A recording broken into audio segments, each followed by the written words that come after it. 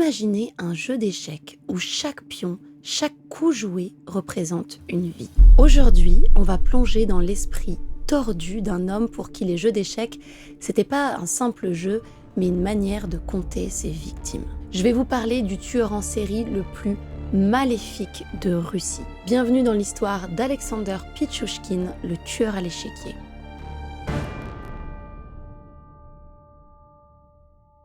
Est-ce que vous êtes correctement protégé? Avec notre sponsor du jour, NordVPN, vous allez pouvoir être protégé de A à Z et en plus, vous allez pouvoir accéder à du contenu dans le monde entier. Je vous explique. Votre internet, votre ordinateur, il est localisé là où vous êtes. Donc notre Netflix, notre Disney+, toutes les plateformes de streaming sont différentes. On n'a pas le même contenu. Grâce à un VPN, vous pouvez avoir accès au contenu du monde entier, comme par exemple la Formule 1, la Planète des Singes qui est sur Disney+ US en ce moment, la Ligue des Champions en Irlande, enfin bref, vous avez accès à tout. Ça, c'est pour l'abonnement basique. Avec l'abonnement essentiel, vous avez en plus la protection anti-menaces. Donc là, vous êtes protégé de toutes les menaces extérieures. En fait, ça vous protège de plein de virus, de sites web malveillants, mais aussi de publicités qui pop un peu. Et ça détecte aussi les applications à risque sur vos appareils. Et il peut y avoir jusqu'à 10 appareils connectés sur le VPN en simultané. Donc téléphone, tablette, télévision, whatever. Et dans l'abonnement ultime, en plus de tout ce que je vous ai cité, vous avez aussi le gestionnaire de mots de passe NordVPN. Cet outil va garder en mémoire tous vos mots de passe de manière cryptée et super sécuritaire,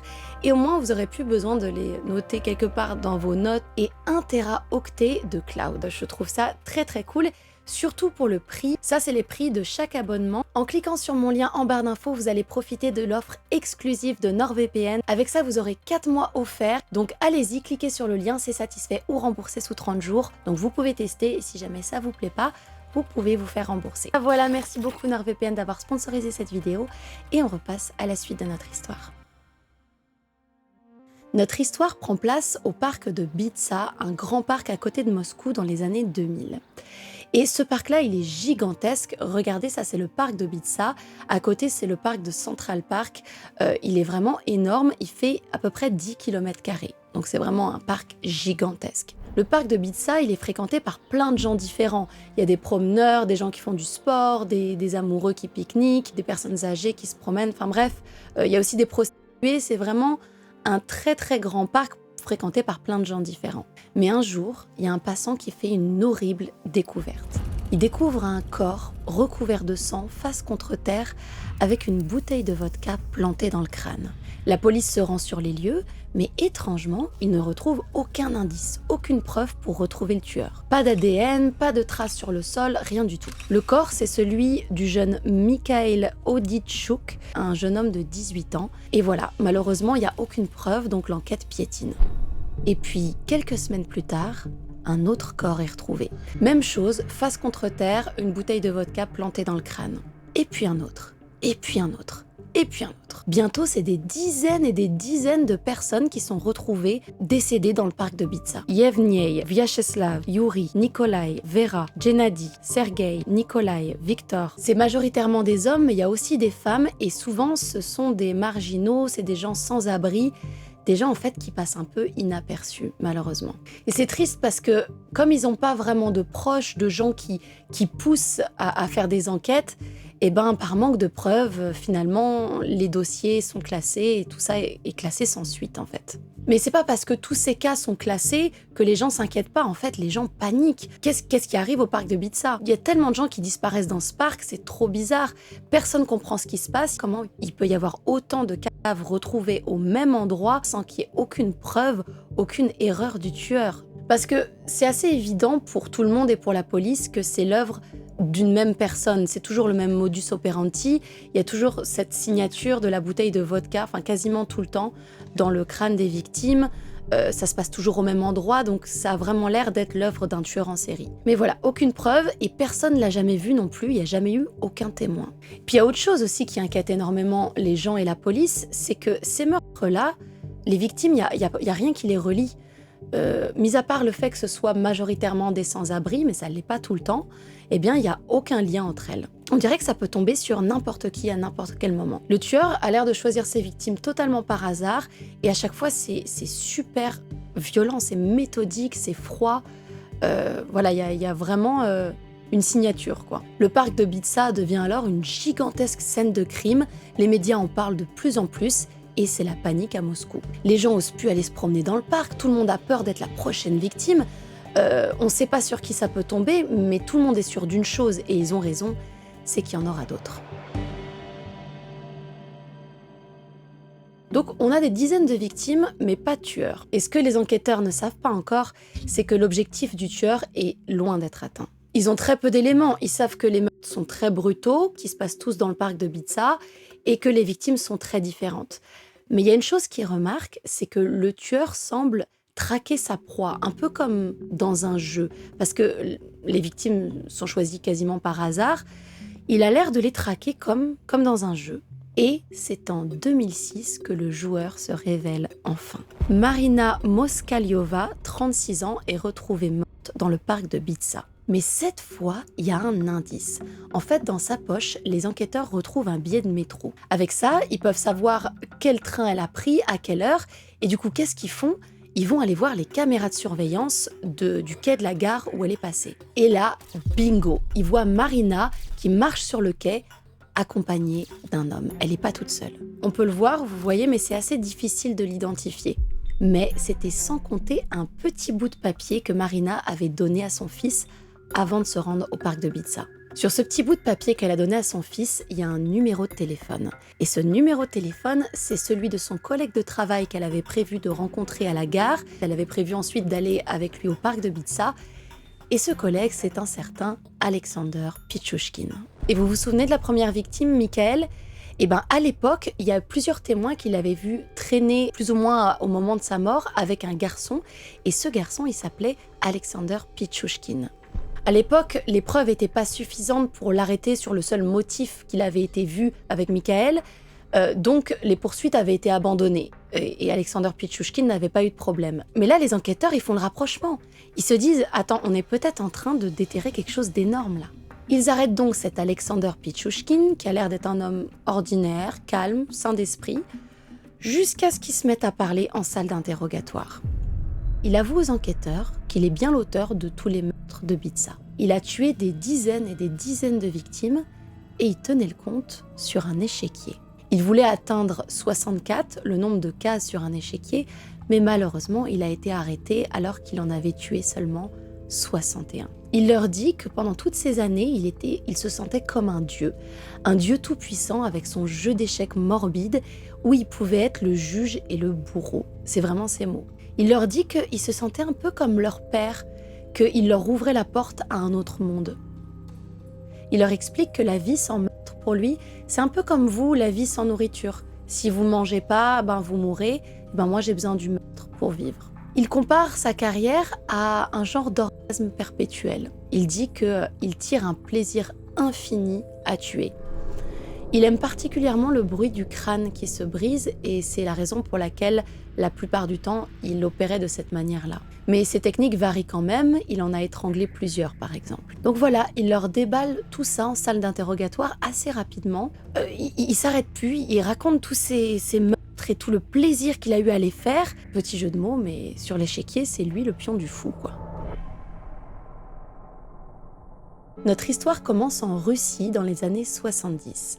Alexander Pichushkin voit le jour le 9 avril 1974 à Mytichi, dans la banlieue de Moscou. Il grandit avec sa mère Natalia et sa petite sœur, qui est en fait sa demi-sœur, Katia. Son père est parti quand il avait 9 mois, donc du coup il grandit sans père, il grandit juste avec sa mère et sa sœur. Tout se passe bien, il a une enfance à peu près normale, jusqu'à ses 4 ans. Là, il va se passer quelque chose qui va tout changer. Ce jour-là, il est en train de jouer dans un parc et en fait, il a envie de jouer à la balançoire. Il y a une balançoire dans le parc. Donc, il se met sur la balançoire et il commence à se balancer comme ça, d'avant en arrière. Et il fait des grands gestes avec ses jambes. Alors du coup, la balançoire, elle se balance très fort. Et en fait, elle se balance tellement fort qu'il va tomber en arrière. Quand la balançoire va être comme en arrière, il va tomber et il se relève, il est un peu sonné. Et il ne voit pas que la balançoire revient comme ça vers lui.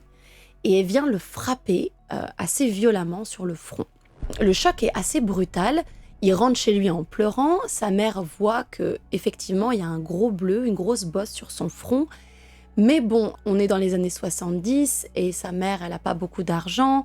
Du coup, elle lui passe un peu de pommade sur le front et elle se dit que ça va aller. Elle surveille ça de près, mais elle se dit que ça devrait aller. Le truc, c'est que cet accident, ça pourrait bien être la cause de tout ce qui va se passer ensuite. En fait, les dommages d'un choc comme ça sur la boîte crânienne d'un enfant de 4 ans, ça peut être beaucoup plus grave que sur un adulte. Ce qui est possible qu'il se soit passé à ce moment-là, c'est que le choc aurait pu endommager son cortex préfrontal, enfin son crâne, et ça aurait pu avoir un impact sur son impulsivité et son degré d'agressivité. Il y a des parties vraiment dans le cerveau qui sont allouées à certaines émotions, à certains mécanismes, et donc ce choc-là aurait pu venir altérer la partie de l'impulsivité et de l'agressivité. D'ailleurs, sa mère, elle remarque assez rapidement un changement brutal dans le comportement de son fils.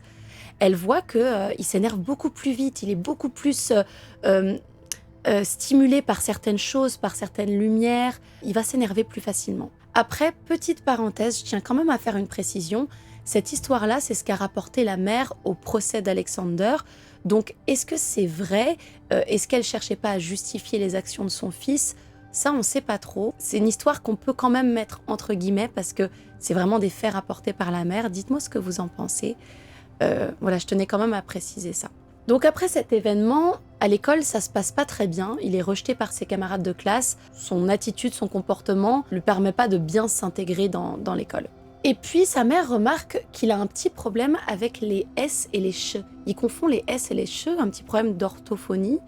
Et du coup, elle se dit que bon, il est rejeté par ses camarades de classe. En plus, il a ce problème d'orthophonie. Donc elle décide de le changer d'école et de le mettre dans une école pour enfants qui ont des problèmes d'apprentissage. Elle se dit que ça va être mieux pour lui. Mais le grand-père d'Alex, lui, il n'est pas du tout d'accord avec ça. Il n'est pas content. Il se dit que dans cette école-là, ça ne va pas permettre à Alex de développer son plein potentiel. Cette école, elle est plus axée sur régler les problèmes que développer les talents des enfants. Et ça lui pose problème parce que lui, il voit en Alex énormément d'intelligence, énormément de potentiel, et il trouve que c'est du gâchis en fait. Le petit Alex, il a 8 ans à ce moment-là, et c'est plus ou moins à cette période que sa mère donne naissance à un nouvel enfant, une petite fille. Donc Alex a une nouvelle petite sœur. Mais Alex, il va pas passer beaucoup de temps avec cette nouvelle petite sœur parce qu'il part vivre chez son grand-père. Et on ne sait pas si c'est à cause de l'arrivée de cette nouvelle petite fille, si la mère a moins de temps, moins d'argent, ou à cause de cette histoire d'école, ce désaccord d'école. Mais en tout cas, il part vivre chez son grand-père. Donc, une fois arrivé chez son grand-père le met dans une école classique. Et il lui dit, ok, là tu vas essayer de t'intégrer et tu vas essayer de développer tes talents. Mais à côté de l'école, on va aussi développer d'autres talents à toi. Donc il essaye de lui faire découvrir d'autres choses, des sports, d'autres activités, dont les échecs. Son grand-père est un grand passionné d'échecs et il lui apprend à jouer aux échecs. En fait, il l'emmène régulièrement au parc de Bitsa. Au parc, il y a des tournois qui se donnent quasiment tous les jours avec des personnes quand même assez âgées. Et donc, il l'emmène faire des parties d'échecs. Et le petit Alex, il apprend vite. Il est vraiment super bon. D'ailleurs, son grand-père est assez étonné, mais plutôt satisfait aussi parce qu'il savait que son petit-fils avait du potentiel, avait du talent. Donc il est assez fier. Et il ne sait pas encore, son grand-père, qu'il est en train de lui donner la fièvre des échecs à son petit-fils. Clairement, ça devient petit à petit sa passion à lui aussi, à Alex. Il adore ça. Il peut canaliser son intelligence, mais aussi sa combativité. Il a une rage de vaincre, Alex, un peu en lui. Et donc, il peut canaliser tout ça dans le jeu d'échecs. Et il commence à avoir une réputation au parc de Bitsa. On commence à dire de lui que c'est un joueur très bon, mais aussi très agressif. Il est connu pour avoir un jeu très agressif. À côté de ça, malheureusement, il continue à être victimisé dans son école, malgré qu'il ait changé d'école. Donc, il extériorise pas mal toute sa frustration et sa haine dans les jeux d'échecs. Et en fait, il se met à tous les battre, les joueurs, un par un, alors qu'on parle de joueurs très expérimentés. C'est des personnes âgées qui ont passé leur vie entière à jouer aux jeux d'échecs, et il les bat tous un par un. Et année après année, les pièces du jeu d'échecs commencent à avoir une autre signification pour Alex. Mais ça, les autres personnes, les gens autour ne le voyaient pas encore. De l'extérieur, le jeune Alexander avait l'air d'être quelqu'un de très sympathique. On disait de lui qu'il était très poli, très respectueux, mis à part vraiment quand il jouait et qu'il était agressif. Mais sinon, voilà, un garçon très normal. Mais là, tout le monde d'Alexander s'écroule le grand-père d'Alexander décède quand il a seulement 15 ans. Et c'est terrible pour lui parce que son grand-père, il l'aime énormément. C'est lui qui lui a appris les jeux d'échecs, qui est maintenant sa passion, son obsession même. Et c'est affreux pour lui. En plus de ça, avec la mort de son grand-père, eh bien, il doit retourner vivre chez sa mère. Et il doit retourner dans cette ancienne école où il se faisait victimiser encore davantage que l'école dans laquelle il était avec son grand-père. Donc c'est un gros retour en arrière pour lui. C'est terrible et du coup, il se met à boire. Il se met à boire pour oublier ses problèmes, mais ça n'empêche qu'il continue quand même à aller au parc de Bitsa régulièrement pour affronter d'autres joueurs d'échecs. Il garde cette habitude parce que voilà, il aime les échecs et que ça reste quelque chose qui lui permet de garder la tête hors de l'eau un peu. Mais là, il se rend compte d'un truc quand il va jouer aux échecs, c'est qu'il est sacrément bon quand il est saoul. Parce qu'il s'est mis à boire et il boit vraiment sur une base très régulière et il se rend compte qu'en fait, il est super bon. Mais ça, le truc, c'est qu'on ne sait pas exactement s'il est vraiment meilleur. Si ça se trouve, il est juste complètement euphorisé à cause de l'alcool. Les effets de l'alcool font des fois que tu as vraiment confiance en toi alors que tu devrais pas nécessairement. Mais du coup, lui, il trouve qu'il joue super bien. Alors il se dit « Hey, je devrais boire tout le temps quand je joue. C'est magique !» Donc il se rend au parc de Bitsa quasiment tous les jours, saoul, pour jouer aux échecs. Et les mois passent, et là, il développe un nouveau hobby. En fait, il y a une zone où tout le monde joue dans le parc de Bitsa, qui est assez petite. Et quand il s'éloigne un peu de cette zone-là, il y a des enfants qui jouent. Et en fait, il s'est mis à aller dans cette zone-là, avec sa caméra, et à aller victimiser les enfants qui se trouvent là. Il se filme avec des enfants de 11, 12, 13 ans, en train de leur faire peur. Mais il leur fait vraiment très très peur. Il y a cette fois où il attrape un enfant par les chevilles et en fait il le secoue tête en bas et il lui dit « Je peux te tuer à tout moment. Quand je veux, je peux te tuer. » Donc les enfants sont terrorisés, imaginez, genre cet ado de 15-16 ans qui les menace de les tuer. Et en fait, il filme tout ça et quand il rentre chez lui, il revisionne ces vidéos où il se regarde en train de contrôler des enfants. Et en fait, c'est un power trip. Il se voit en contrôle, il se voit en toute puissance, en train de faire peur à ses enfants. Et d'une certaine manière, pour lui qui a toujours été victimisé dans son école, c'est une manière de reprendre le dessus un peu. Et il commence à être vraiment addict à ce sentiment de puissance qu'il a quand il terrorise des enfants. Bref, on est dans les années 90 et la Russie à ce moment-là est en guerre froide avec les USA. À ce moment-là, Alexander, il a l'âge de rejoindre les rangs de l'armée et il est appelé justement à rejoindre l'armée, sauf qu'il refuse. Et je sais pas exactement, dans les années 90, quand tu refuses de rejoindre les rangs de l'armée en Russie, c'est quoi que tu risques ? Mais à mon avis, c'est un move un peu risqué. En tout cas, Alexander l'a fait et il a fini en hôpital psychiatrique. Il y a été pendant seulement quelques jours, mais on sait que c'est à cause de son refus. Et on ne sait pas exactement ce qui s'est passé dans cet hôpital psychiatrique, mais on sait que Alexander l'a très mal vécu. Est-ce que, comme pour l'épisode de la balançoire, ça va avoir un lien sur ce qui va se passer ensuite? Je ne sais pas, mais en tout cas, c'est ce qui s'est passé. On est en 1992, Alexander a maintenant 18 ans. Et il entend pour la première fois parler de Chikatilo dans les médias. Alors je ne sais pas si vous savez qui est Chikatilo, mais c'est un sacré personnage. On l'appelle le monstre de Rostov et c'est le tueur en série le plus sanguinaire de Russie.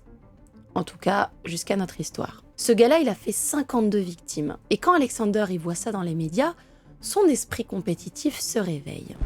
Et il se dit « Hey, je peux faire mieux, moi !» Il se met en tête de battre le record de Chikatilo. Alors il se met à faire de la musculation, il se met à se mettre en shape, à vouloir devenir super fort pour pouvoir tuer un maximum de personnes. Et puis chez lui, il installe un jeu d'échecs sur une table et il enlève les pions. À la place, il fera une croix sur chacune des cases pour marquer ses victimes. Et ça tombe bien, il y a 64 cases sur un jeu d'échecs. Chikatilo a fait 52 victimes, donc son objectif, ce sera 64 meurtres. Donc il a ce nouveau projet en tête et il va en parler à un de ses camarades de classe, un certain Michael. Et Michael, il écoute son projet et il lui dit Ok, je veux bien faire partie du projet. Alexander donne donc rendez-vous à Michael dans le parc de Bitsa pour pouvoir tuer quelqu'un. Sauf qu'une fois sur place, Michael il se rend compte qu'Alexander il est vraiment très sérieux dans son projet. Lui, il avait dit oui, mais il pensait pas vraiment qu'ils allaient aller au bout. Donc là, il est un petit peu... il est dans une impasse, quoi. Il lui dit, ok, mais peut-être qu'on va pas le faire finalement, quoi. Et Alexander, il est fou de rage. Il est fou de rage que son ami ne veuille pas tuer quelqu'un avec lui. Alors, il se dit, bon, bah ok, je vais tuer Michael. Alexander frappe Michael d'une 20aine de coups de marteau sur le crâne et le pauvre Michael décède sur le coup. Alexander tire le corps de Michael jusqu'à des égouts dans le parc de Bitsa. Il laisse son corps dans les égouts et puis il retourne chez lui à l'appartement de sa mère. L'appartement est à peu près à 5 minutes du parc de Bitsa à peu près. Donc il retourne chez lui comme si de rien n'était. Alexander a que 18 ans à ce moment-là et il vient de faire sa toute première victime qui était son ami à la base en plus de ça. Et ce qu'il ressent à ce moment-là, c'est comme ce que tu peux ressentir pour ton premier amour. C'est comme ça qu'il le décrit. Il ressent un bonheur indescriptible, presque des papillons dans le ventre. Pour lui, c'est hallucinant la sensation qu'il ressent à ce moment-là. Il trouve littéralement ça magique. Donc une fois chez lui, il coche la première case de son échiquier. Mais 3 jours plus tard, il y a la police qui vient frapper à sa porte. On l'interroge sur la dernière fois qu'il a vu Michael, parce que ce jeune homme a disparu. On lui demande un peu qu'est-ce qu'il faisait, à quelle heure, etc. Et comme il n'y a pas beaucoup de preuves, il y a rien vraiment pour prouver que c'est lui l'auteur du crime, eh ben, il est laissé tranquille. Les jours passent, puis les semaines, et Alex vit sa vie comme si de rien n'était, et puis il tombe amoureux. Il tombe amoureux d'une certaine Olga. Le problème, c'est que cette fille-là, elle est déjà amoureuse d'un autre prétendant, Sergueï. Et ça, Alexander, il apprécie pas du tout. D'avoir un concurrent, c'est hors de question. Alors il se rend chez Sergueï et il va le confronter. Le ton monte et la fenêtre est ouverte et il pousse Sergueï par la fenêtre. Et le pauvre jeune homme ira s'écraser une dizaine d'étages plus bas. Alexander a été interrogé par la police, mais finalement, encore une fois, par manque de preuves, eh bien, ça sera classé en suicide. Sauf que sa folie meurtrière, eh ben, elle va s'arrêter là, d'un coup sec. Elle recommencera seulement à ses 27 ans. Il va faire une très longue pause et devinez pourquoi. En fait, il a trop peur de la peine de mort. Il s'avère que sa star préférée, Chikatilo, qui a tué 52 personnes, eh bien, son procès vient d'avoir lieu et il vient d'être condamné à mort. Et ça fait très peur à Alex. Donc, il décide de s'arrêter là pour le moment, c'est plus sûr. Mais en 1996, la peine de mort sera finalement abolie en Russie. On est en 2001, il repasse donc à l'acte et cette fois-ci, il va être très prolifique. Il est au parc de Bitsa et il est en train de jouer aux échecs avec un homme du nom de Yevgeny. Et là, il lui dit « Hey, est-ce que ça te dirait d'aller boire un verre avec moi dans la forêt? En fait, mon chien est mort. Et je viens de l'enterrer dans la forêt, puis j'aimerais porter un toast en sa mémoire. Je suis très triste de la perte de mon chien, donc est-ce que tu voudrais aller boire un verre avec moi? Je te paye à boire. Yevgeny accepte, et donc ils se rendent tous les deux dans la partie plus forestière du parc. Il y a une partie qui est plus dense avec des arbres. Et donc ils se rendent là, et ils boivent un verre en l'honneur du chien de Alexander qui est mort. Mais d'un coup, Alexander attaque Yevgeny, il le tue, et il laisse son corps dans les égouts du parc de Bitsa. Les années passent et Alexander devient de plus en plus méthodique. Il attire ses victimes dans le parc de Bitsa, toujours sous prétexte de partager une bouteille de vodka ou des cigarettes, en l'honneur de son chien disparu. Il attaque toujours par derrière pour être sûr de ne pas manquer son coup, mais aussi pour ne pas tacher ses vêtements avec les projections de sang. Il les tue la plupart à coups de marteau ou d'objets contendants dans le crâne. Et presque à chaque fois, il insère dans les blessures de ses victimes une bouteille de vodka. Mais pour lui, ça reste toujours un jeu. À chaque fois qu'il tue quelqu'un, il coche une case de plus sur son échiquier. Il va aussi tuer Olga, vous savez, la fille dont il était tombé amoureux. On va retrouver son corps dans le parc de Bitsa. Pour Olga, on n'est pas certain qu'il l'a tuée, mais bon, même modus operandi, elle a été retrouvée elle aussi dans le parc de Bitsa avec les mêmes genres de blessures. Donc c'est quand même une sacrée coïncidence. Il en est à une 20aine de victimes quand il décide de s'attaquer à des femmes et à des enfants. Jusque-là, il s'attaquait quasiment uniquement à des hommes. La plupart, c'était les hommes avec qui il jouait aux échecs dans le parc de Bitsa. Mais là, il commence à s'attaquer à des femmes et des enfants. En 2002, Alexander attire une femme dans le parc de Bitsa. Elle s'appelle Maria et elle est enceinte. Et c'est vraiment affreux. En fait, il l'attire dans les bois. Et là, ils arrivent devant un espèce de petit mur en béton qui va l'attraper par les cheveux et lui cogner la tête contre le mur en béton plusieurs fois. À côté du mur en béton, il y a un puits. Et en fait, il va jeter son corps dans le puits et la laisser là. Le truc, c'est que Maria, elle est encore vivante. Il pensait qu'elle était morte, mais pas du tout, elle est encore vivante et c'est un miracle parce que le puits est très profond et les blessures qu'elle a subies sont abominables, mais elle est encore vivante. Elle arrive à se traîner en dehors du puits, puis en dehors de la forêt, et je vous rappelle, elle a le crâne complètement amoché et elle est enceinte. Mais elle arrive à se traîner comme ça jusqu'à l'hôpital et là, elle est prise en charge. Mais la première chose qu'elle dit aux infirmiers et aux infirmières, c'est qu'elle veut parler à la police. Elle vient de se faire agresser dans le parc de Ibiza et elle veut expliquer à la police qui est son agresseur. La police se rend rapidement à l'hôpital et elle explique ce qui vient de lui arriver. Oui, mais voilà, le problème, c'est que Maria, elle vit illégalement sur le territoire. Ses papiers sont pas en règle, elle devrait pas être là. Et la police, elle ne veut pas prendre sa déposition parce que les papiers de Maria sont pas en règle. La police, elle dit à Maria que si elle garde le silence sur cette affaire, eh bien ils allaient faire quelque chose pour ses papiers, ils allaient la régulariser. Je sais pas pourquoi ils ont dit ça, je sais pas, probablement qu'ils avaient trop d'affaires à ce moment-là, ils étaient trop occupés et l'histoire de Maria, ils voulaient pas s'embêter avec une histoire comme ça. En tout cas, elle a accepté de garder le silence. C'était la première occasion qu'il y avait de coincer Alexander et c'est pas arrivé. Donc Maria a gardé le silence, mais la chose positive dans cette histoire, c'est qu'elle a réussi à garder le bébé. Le bébé a survécu. Et ça, c'est vraiment fou, sachant tout ce qu'elle a vécu, vraiment dingue. Et Alexander, de son côté, il a continué les meurtres. Il y a une autre de ses victimes, âgée de 13 ans seulement, qui a survécu. Et là encore, on était à ça de coincer Alexander grâce à cette victime-là. Ce jeune était en train de faire du skate et Alexander l'a abordé, il lui a proposé de la vodka et des cigarettes en échange de le suivre dans les profondeurs de la forêt de Ibiza. Alexander le frappe à la tête, il le jette dans le puits et là encore il pense que sa victime est morte. Mais pas du tout.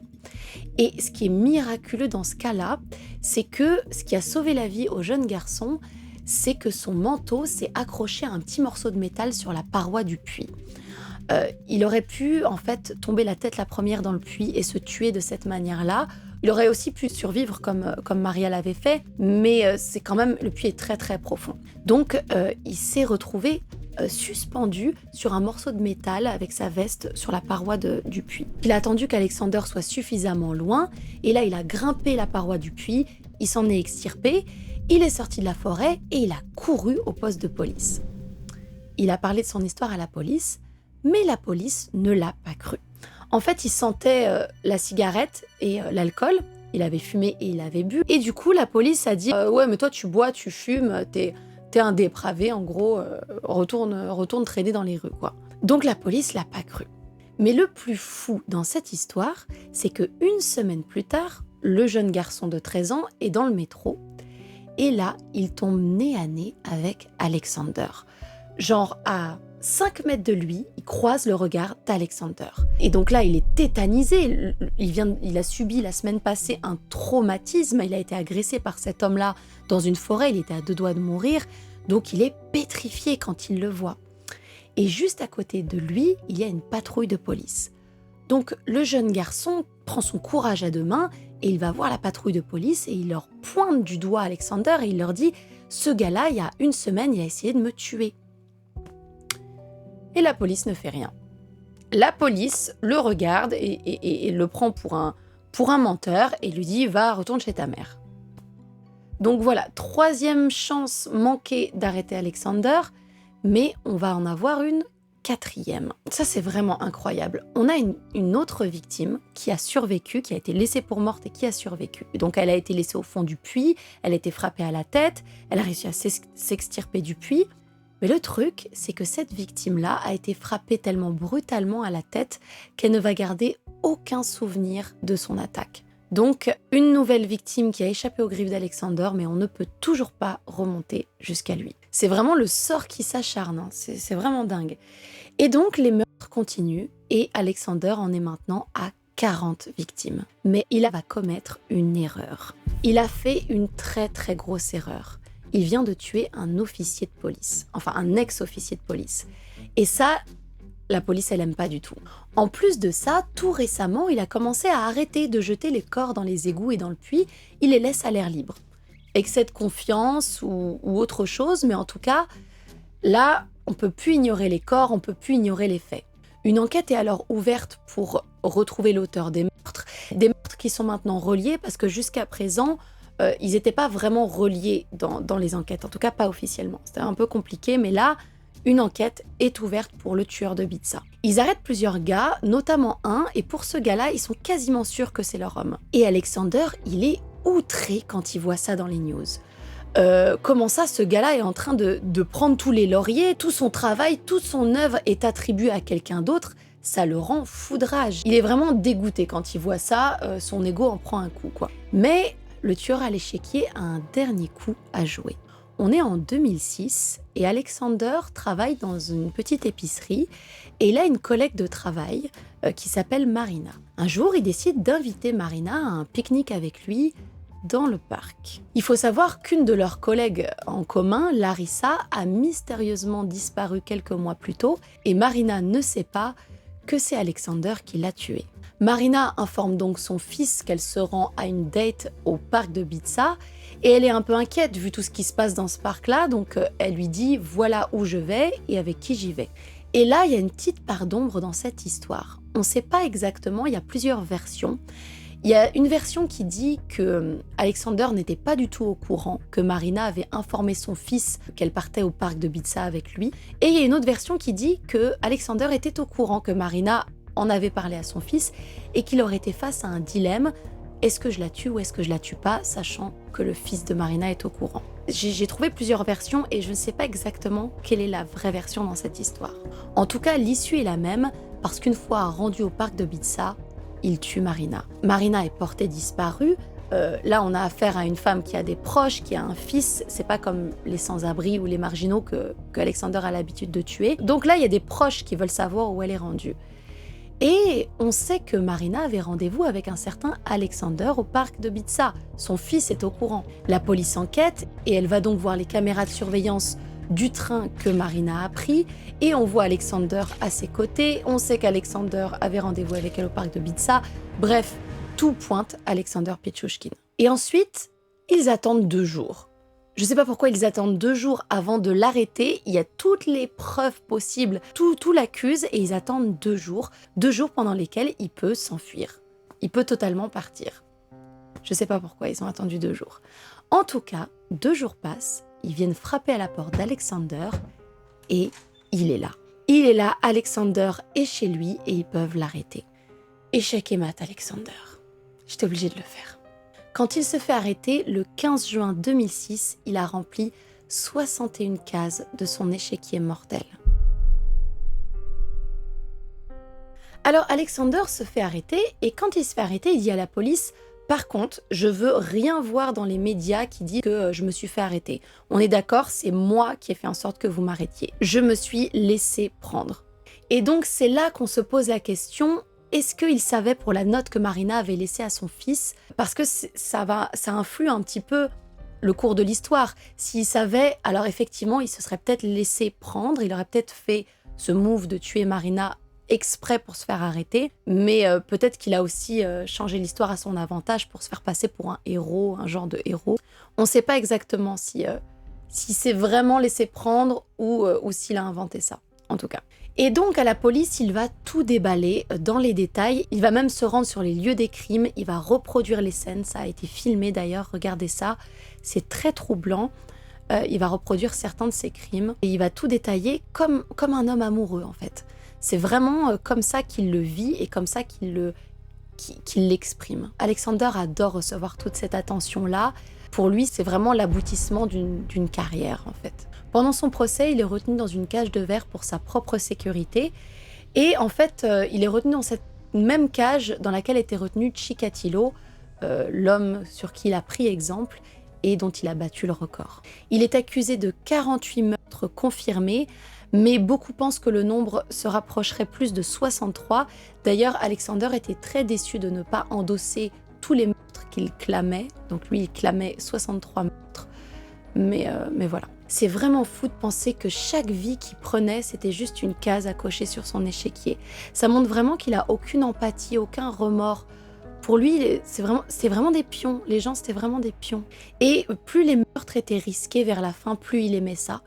Donc c'est peut-être ça finalement qui l'a mené à sa perte. C'est pas le fait de vouloir se faire prendre, c'est peut-être son excès d'ego en fait. Je sais pas trop, dites-moi ce que vous en pensez. C'est un cas un peu complexe parce que il est jamais totalement honnête dans sa façon de se décrire. Il est tellement narcissique qu'il va broder, il va se créer un personnage un peu. Pendant le procès, Alexander a été établi comme étant sain d'esprit, donc il n'avait aucune maladie mentale, ce qui pose la question de ce fameux accident de balançoire. Est-ce que c'était vrai, est-ce que c'était pas vrai? Parce que les psychiatres n'ont absolument rien trouvé d'anormal dans son psyché, dans son cerveau. Donc. Et la partie s'est enfin terminée pour lui. Alexander Pichushkin, après 6 semaines de procès, a finalement été condamné à la perpétuité en 2007. Et anecdote très parlante, je trouve, le juge a mis plus d'1 heure à dérouler le verdict. Alexander déclarera quelque temps après qu'il ne regrette absolument pas ses crimes. Et il va même dire, écoutez ça, j'ai fait ce que j'avais décidé de faire pendant ces années. Ça fait maintenant 500 jours que je suis arrêtée et pendant ce temps-là, tous décident de mon destin. Policiers, juges, procureurs. Mais moi, j'ai décidé du destin de 60 personnes. Il n'y avait que moi seul pour être juge, procureur et bourreau. J'ai rempli à moi tout seul toutes vos fonctions. Ça montre bien l'ego et le manque d'empathie. Il me fait froid dans le dos, ce gars-là. Il aura l'obligation de passer les 15 premières années de son emprisonnement en confinement. Pour les petites updates, en 2016, il s'est marié en prison avec une certaine Natalia. Et Natalia n'est pas très contente parce que leurs communications sont très régulées ainsi que leurs visites. Le système judiciaire leur met des bâtons dans les roues, entre de gros guillemets, parce que c'est la vie de cette Natalia. Donc voilà. Alexander n'a depuis jamais éprouvé de remords depuis le procès et après toutes ces années. Et il est toujours aussi fier de ce qu'il a accompli. Mais il lui arrive souvent de rêver de son chien, apparemment. Car oui, l'excuse de son chien pour attirer les gens dans le parc de Ibiza était bien réelle, en tout cas la première fois. Son chien est bien mort et ça l'a vraiment affecté.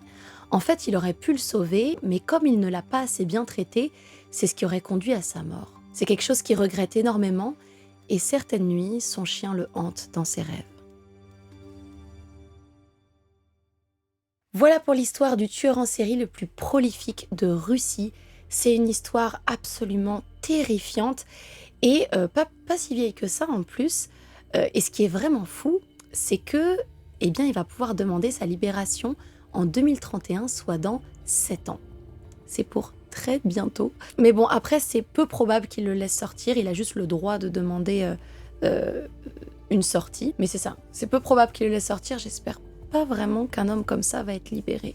Bref, la prochaine fois que vous sortirez dans un parc, faites attention à vous et regardez qui vous suit. Voilà, c'est tout pour cette vidéo. J'espère qu'elle vous aura plu. N'oubliez pas de vous abonner si ce n'est pas déjà fait et d'activer la cloche des notifications. Comme ça, vous serez prévenu quand je sors une vidéo. Et voilà, c'est tout. J'espère que vous ne ferez pas trop de cauchemars cette nuit et moi, je vous retrouve très bientôt pour une prochaine histoire. Bye!